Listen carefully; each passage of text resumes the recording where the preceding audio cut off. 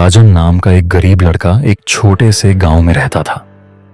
उसके पिता एक मोची थे जो सड़क किनारे बैठकर जूते सिलते थे। राजन पढ़ाई में बहुत अच्छा था, लेकिन उसके पास किताबें खरीदने तक के पैसे नहीं थे। गांव के लोग उसकी हालत देखकर ताने मारते। गरीब का बेटा आखिर करेगा भी क्या? राजन को घड़ियों का बहुत शौक था, लेकिन उसके पास अपनी घड़ी तक नहीं थी। वह अक्सर बाजार की दुकानों पर खड़ा होकर सुंदर घड़ियों को निहारता और सोचता, अगर मेरे पास समय को पहचानने की समझ है तो एक दिन लोग मुझे पहचानेंगे। एक दिन उसके पिता ने उसे अपनी बहुत पुरानी घड़ी दी। वह घड़ी टूटी हुई थी और बहुत पुरानी दिखती थी। उन्होंने कहा, बेटा, इसे लेकर बाजार जाओ और देखो कि इसकी कीमत क्या है। राजन पहले एक छोटी दुकान पर गया। दुकानदार ने घड़ी को देखा और कहा, यह तो कबाड़ है, मैं इसके 50 रुपए दूंगा। फिर वह एक बड़ी दुकान पर गया।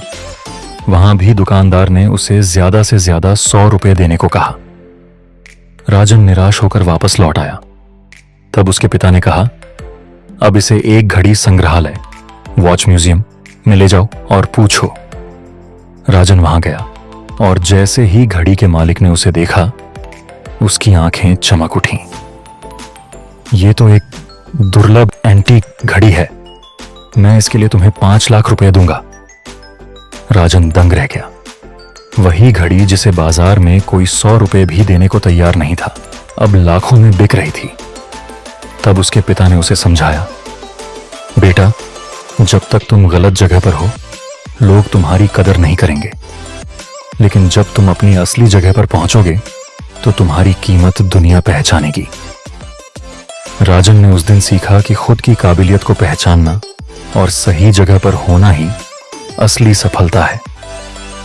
राजन ने मेहनत की, पढ़ाई की और एक दिन वह एक बड़ी घड़ी कंपनी का सीईओ बन गया। अब वही लोग जो कभी उसे ताने मारते थे, उससे सलाह लेने आते थे, क्योंकि हर चीज की कीमत होती है, बस सही जगह पर उसकी पहचान होनी चाहिए।